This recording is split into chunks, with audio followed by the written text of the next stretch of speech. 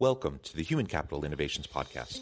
We're your source for personal, professional, and organizational growth and development, where we share original research, explore industry trends, and interview executives and thought leaders from across the globe.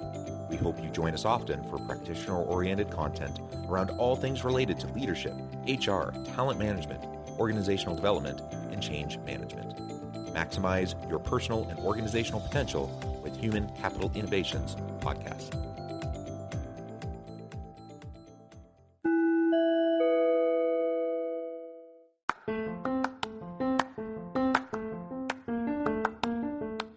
If you enjoy the Human Capital Innovations Podcast, enjoy ad-free listening by going to the Patreon page, and please consider contributing even at the producer or sponsorship level.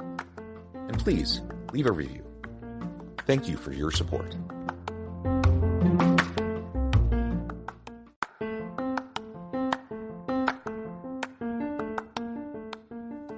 Welcome to the Human Capital Innovations Podcast.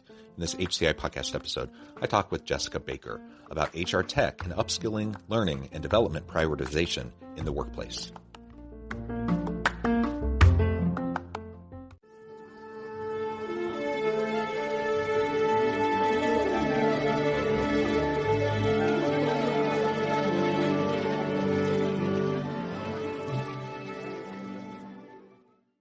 Jessica Baker, welcome to the Human Capital Innovations Podcast. Hi, thanks. It's a pleasure to have you. You're joining us from the Austin area. I'm south of Salt Lake City in Utah. And today we're going to be talking about HR tech and upskilling, learning, and development prioritization in the workplace, specifically talking about your role at Enterprise Ireland and some of the things you do to support organizations that are in this space. As we get started, I wanted to share Jessica's bio with everybody. Jessica Baker is VP of Digital Technologies for Enterprise Ireland and works with Irish HR and talent tech companies to expand into the North American market and US-based companies looking for innovative solutions. Anything else, Jessica, you would like to share with listeners by way of your background before we launch on into the conversation? No, I think that generally sums it up. I've worked mostly in startups and small to medium organizations. So excited to have been with EI for over 2 years now and all the cool work that we get to do. Yeah. So did you join before or after the start of the pandemic? Right before. I was actually in our office for a week and a half until they were like, okay, just kidding, we're going home. So you had a whole week and a half. That's great. Yeah, it was super wonderful. We were like ready to book my plane ticket to go back to Ireland to meet colleagues. And the day we were going to book it, they were like, no, see ya, we got to go home for 2 weeks. And we just like kept pushing it out. That is funny. That's how it was at the very beginning. We're like, oh, it's going to be a couple weeks. Yes, 2 years, exactly. 2 years later, right? Yeah, right. Well, good. It's been an interesting transition, I think, for everyone the last couple of years. Lots of learning that's occurred. And again, it's great to be with you and to be able to chat about Enterprise Ireland and some of the things you do to support businesses. Maybe you can just start by giving us a little bit more of a rundown, telling us a little bit about what Enterprise Ireland is, what your role is, and how you're working with organizations. Yeah, so Enterprise Ireland is the trade and VC arm of the Irish government. So our headquarters back in Dublin invest in Irish businesses, and our overseas team helps those businesses as they export and grow outside of Ireland. So my role and my team here in the United States and in our 40 global offices is essentially to help them in any way that we can, whether that's introductions to accountants, lawyers, advisors, potential new customers, or assisting in marketing campaigns, pitch decks, so on and so forth. No 2 days are the same. We're always working on different projects with different Irish companies. But I really like to, I think the only way I can explain it to people here in the States, because we don't have anything like this, is that we're essentially small business consultants employed by the Irish government. Yeah, that is interesting. We don't really have that here, do we? Yeah. No, we do not. We do not. Good. So why Ireland? Why is Irish innovation uniquely beneficial to American companies? Why, for an American listener, why would they want to reach out to you and explore this? Yeah, so I think there's always two reasons that I come up with when I get asked this question. The first one is, and this comes from I work with our HR teams, but I also work with our cybersecurity team, but privacy regulation. So coming from the EU, Irish companies have a particular strength when it comes to GDPR and online privacy. As an embedded part of the European market, these organizations are super well versed in meeting regulations and protecting information on all ends, whether it's employee or client. All of that security stuff is built into all of their solutions, no matter what industry you're working in, which is really great and really beneficial. And the second reason that I always give for this is that Ireland just has this amazingly skilled talent pool with some of the hardest working and most innovative individuals I've ever met. And I've been working in the startup world for years and years and years now. We have amazing universities, we have killer programs for startups that have spun out many different of our EI clients. One of our newer companies, Inclusio, came out of one of our universities. And all of these organizations and companies, like, you're really going to feel like your business matters and that they're doing everything that they can to help make you successful. So I always say that's what our Irish advantage is. I'm just curious, why do you think that is? You have this great diverse skill set, great diversity in terms of the people involved. It is quite unique. As I've talked with people from around the world on these related topics, you kind of have a secret sauce there. I'm just curious why you think that is. I don't really know. It's like the people in Ireland are just ridiculously hardworking. And our university system is great. The education system is wonderful. And a lot of people come to school there. So it helps create kind of that diverse workforce, and people want to stay and raise families there. And so I think it's really just kind of a product of all of the above, and the history of the culture of the people of the country. Yeah, well, that's super interesting in and of itself. Be interesting to look into. So what type of HR tech companies do you work with the most? I'm sure there's a variety, but what do you tend to work with the most? Have you seen growth in a particular type of organization, a certain type of country or sector, or a company or sector in the last year or so? Yeah, so obviously I do work with a wide range, from HRIS technology to ATS to L&D, to recruitment, benefits, all of the above. But over the last year, we've definitely seen an increase in solutions around DEI, diversity, equity, inclusion, belonging. It's not a secret that the last few years have made that very clear, that companies, but a lot of US companies, need to be better in this area. So we've seen a lot of firms like ETU, Social Talent, Star Circle, putting a lot of research and development money into creating solutions for this. As well as the likes of WorkHuman that are assisting in employee engagement to try and combat the Great Resignation or migration or whatever we're calling it at this point. But yeah, the DEI and the employee engagement side is really what we've seen kind of growing at a rapid rate over the last couple of years. Yeah, and I suppose that's consistent with what we've seen in other markets, in the US, for example. So that's interesting. And it's good to see, though, that is a big emphasis for organizations. Absolutely. Because it's clearly a challenge that many organizations continue to face. Now let's talk about remote work. We already alluded to this a little bit just in relation to your work with Enterprise Ireland, but remote work has driven the growth of digitization in the last year or so, of course. And what types of platforms do you see companies using the most to help enhance and streamline their HR practice?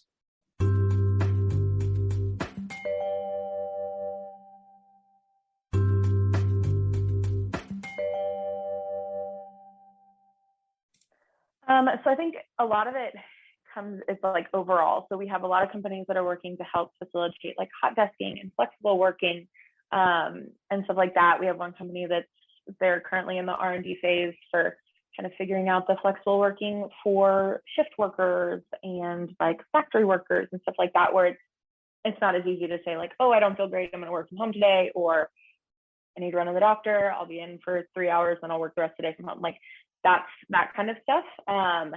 We have also seen a ton of increase in people using like PEOs, like Boundless, to solve the remote hiring and like employment struggle, internal recruitment applications. So being able to keep and promote the people that you have hired. We have a great company, HireUp, that are doing that. And then L&D solutions. It's been huge. I think those are the biggest things that we've seen. Yeah, well, that's interesting. Of course, there's, in the HR tech space, there's so many cool things happening, so many new innovations constantly emerging. So there's tons we could talk about there, I'm sure. Let's focus in on that, on the learning and development, the upskilling space here for a minute. How is that being prioritized right now in the workplace from your experience at Enterprise Ireland? Do you work with companies that specialize in that? What's kind of their focus? What are they trying to accomplish? Why is it such a huge growth area right now? Yeah, so I think the answer to how is it being prioritized 3 years ago would have been much different than how it is right now. As companies are starting to realize that benefits don't just mean like health insurance. It also includes things like L&D and upskilling. Employees want to know that you're investing in them and their careers. It's becoming much more important in the hiring and retention space. We actually have a handful of companies that are really knocking it out of the park in this realm. ETU is doing great things in the L&D space in simulation-based learning. Learn Upon, also great, and Social Talent. Social Talent actually focuses on training hiring teams, hiring and talent teams. So they're doing really, really great things as well. I think this just has become such a big priority for employees. And as employees expect more from their employers, it's become much more important. So yeah, that's really great context. And what do you see as some of the biggest trends or innovations coming out of the L&D space right now, from an HR tech standpoint? Innovations in what way? So like in what kind of field? Sure. I mean, I suppose in any way, but particularly in terms of platforms used, the types of interfaces used, how they're trying to connect with learners, anything like that. Okay, yeah. So I think the simulation-based learning is the biggest thing. It's putting people in real context and to make real life decisions on what they would do in different situations, especially DEI, L&D, stuff like that. Taking people away from just sitting there reading something and then answering a quiz and saying, okay, cool, I'm done, bye. It's really making sure that is a holistic approach to L&D. So some people are really great with videos. Some people are really great with reading and retaining. Some people are better at if they read it, write it, and then do a quiz on it, stuff like that. So we've seen really big things coming out in that space, especially alongside all of the research that's come out recently about how different people learn and how different people work. So I think that's been the biggest thing that we've seen. Yeah, and maybe talk a little bit more about the simulations, because that's intriguing to me. Are you talking about simulations in the sense of like metaverse kind of VR simulations, or what type of simulations do you see? Yeah, so none that I've seen so far in the AR VR space, but I'm sure it's coming. Most of it is just working through real life situations on your screen. So it's hearing the situation, answering questions, and then depending on how you answer those questions, it moves you forward to a different scenario. So if I answered one way and my colleague answered another way, we would be taken down two completely different paths to make sure that we're getting the right education for the way that we answered, if something needs to be corrected, or just all sorts of things like that. So it's less on the like metaverse, AR, VR, but more on the like real life situations. Yeah. Okay, cool. And like you said, it probably is coming, right? For sure. And just like, I think about the gamification of L&D, and maybe that's something you've seen. I've seen it in the university learning and development space. It's creeping in more and more. And I know corporations have been using it internally for their training and development. We're trying to use it more. And gamification is an intriguing component, to just motivate people to find more meaning and just drive in their learning, to reskill and upskill. So that's another facet. And I suspect, that in short order, we'll start to see in the VR and what's the other term? The AR. Thank you. In the VR and the AR space, we're going to start to see that come out, and it'll be super interesting to see how that catches on or doesn't catch on. Oculus is cool, but I also get a headache if I use it for too long. And so, I don't. And how many of those are we buying for each office? And how are we doing that if people are working remotely? Like, we're not just like sending people VR headsets all the time.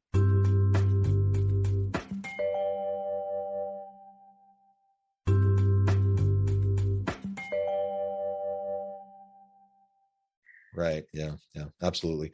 Cool. So what would you say has been the most surprising factor, or among the most surprising factors driving employees during the last couple of years to leave in leaving their existing roles, leaving their organizations? You mentioned the Great Resignation, the Great Reawakening, the Great whatever, blah, blah, blah. Whatever, however we term it, the reality is it's an interesting labor market. People have options, they have choices. People are leaving, they're going to other opportunities. Some of that could just be reprioritizing, what's most important to them and deciding they need a shift. But there's lots of different things that go into that. What have you seen from the companies you've worked with over the last couple of years? Yeah, I think you hit on it there with that prioritizing thing. I think that's been the biggest, shock to me and to others, is how widespread that priority shift was. Everyone kind of over the last couple of years, it's not just cool offices anymore. It's knowing that your organization values you as a person and your future growth, and wants to do what's best for you. And I think it's also shocking. I think I expected, so I have a 22-year-old brother who is entering the workforce, and he has all these kind of idealistic views of what being employed looks like.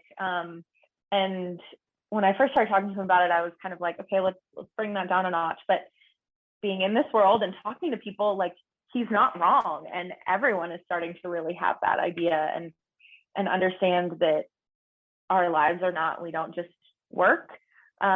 We need to have that balance, that blend, all of those things. We've all taken stock of our lives and what's important. And the way that the job market does look, it's easy to see that there are companies out there that are willing to put their employees first and do what it takes to keep people loyal and keep them around. So I think that was the biggest shock for me working in the industry, is just how widespread that priority shift was. Yeah, well, that's interesting. And I was talking with another researcher in the workspace, and she was talking about connection and the ability to have relationships at work. And I think that's been another piece. You referred to it a little bit in terms of how much do you feel like your employer invests in you as a whole person? How much do you feel like they've supported you during a really crazy couple of years? How much have they invested in you? And there's a lot in there, you're right, that we could pull out and dissect. But one of those components is, do you trust your employer? Do you trust your coworkers? Do you trust your boss? Do you have relationships with them? Do you have people that you may not like go out to get drinks with them after work, but while you're at work, like, you trust them, you confide in them, even you'll be vulnerable with them. You can work well with them, right? And so you have those connections, you have those relationships. And what we've seen over the last couple of years is, with so many organizations being thrust into virtual and distributed work, while there's a ton of benefits to that, one of the challenges can be the connection piece. It's not automatic that you're not going to have connection when you're working virtually. You just have to be a little bit more intentional about how you're going to create those relationships. And so if an employee, has an employer that cares, that's invested in them, that's supported them during a hard time, and they have people that they work with, that they trust, that they have, a good relationship with, that reduces the likelihood of turnover dramatically. There's been quite a bit of research on this. So that is a huge piece of this. I think when you see people leaving, why do they leave? Well, sometimes they're leaving for more money, but people are willing to give up a lot of money to have a good, meaningful workplace where they work with people they like. And so, I think all of these things go together, and we just have to be very thoughtful about it. How do we invest in our people to help them and facilitate helping them develop relationships that matter towards them, not only so they can do better work, so they can be more creative and innovative, but also just so they can be more of a complete person at work, and they'll be more likely to stick around? How can we invest in our people in terms of upskilling, reskilling the L&D space to make sure that, they feel like we care and that we want them to be better? And, of course, there's a hidden motive there, because if I'm investing in my people, not only will that help them feel invested in, not only will that, help reduce turnover, but it also actually will help upskill them so that they're ready to take on future roles and future responsibilities and do better work. So it's a win-win all the way around. And it's just interesting, as we think about these different dynamics that have played out over the last couple of years. I'm sure you see day in and day out in your work with your clients. Yep, 100%. And we have that conversation all the time. Even like internally, we were really encouraged to just reach out to each other anytime we needed to just like have a time to chat. All of our management team was like, just talk to each other, like hang out. It's great. Virtually hang out for a while there. We've finally gotten our team back together for a conference week. But that employee connection piece is so crucial. So one of our client companies, WorkHuman, they just had WorkHuman Live in Atlanta back in May. And they have a new study out with Gallup showing how recognition can stop employees from leaving. And so it's just wild to see that, like, just getting a shout out or having someone post for your birthday, like that kind of stuff is so important. And I didn't even yes, I know that inherently. But even my birthday was last Friday, and the first birthday messages I got in the morning were mostly from my team. And that was just one of the coolest things, and hasn't really ever happened anywhere else I've worked. So yeah, it's wildly important. Yeah. And they're little things, right? And they may seem insignificant because they're little, but it's all the little things in aggregate that make up your experience at work. Right. 100%. And so, if it's a crappy place to work and then you get like a happy birthday shout out, that's not going to matter. But, when you're consistently just doing those little things and showing people that you see them, you hear them, they matter to you, they're real people with real lives, both in and out of work. That matters. That makes a huge, huge difference. Yeah, thank you for sharing that. Well, yeah. Jessica, this has just been a really fun conversation. As we get close to the end of our time together, I wanted to give you a chance to share with listeners how they can connect with you, how they can connect with Enterprise Ireland and find out more about the work that you're doing and even looking into partnering with you. Tell us a little bit more about how that can play out and how people can connect with you, and then give us the final word on the topic for today. Yeah, so I'm on LinkedIn, Jessica Baker at Enterprise Ireland. My email address is also jessica.baker@enterprise-ireland.com. If you want to learn more about our HR tech solutions or how you can engage with Irish organizations, please just send me an email. That is the biggest part of my job, and I love hearing from people who want to work with our companies. So yeah, that's the best way to get in touch with me. I think I'm constantly on LinkedIn. It's like just never gets closed down on my computer, which could be a problem, but it worked for us. But yeah, no, thank you for having me. It's been really great. I did not come from an HR background, but over the last 2.5 years, I've been really blessed to be able to work in this industry and meet some really amazing companies and individuals all working in the industry. And it's just fascinating. I have a psychology minor, so getting to kind of put that business and psychology together for HR is really great. And I'm always happy to chat about the industry and chat about our company. Fantastic. Thank you, Jessica. It's been a real pleasure. I encourage listeners to reach out, get connected, find out more about what Jessica and her team can do for you. And as always, I hope everyone can stay healthy and safe, that you can find meaning and purpose at work each and every day. And I hope you all have a great week.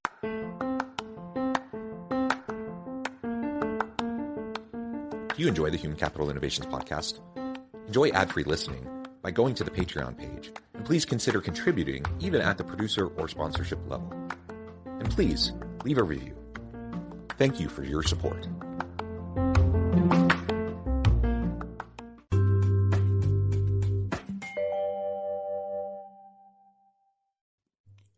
Thanks again for joining us for this episode of the Human Capital Innovations Podcast. I hope you stay healthy and safe and that you have a great week.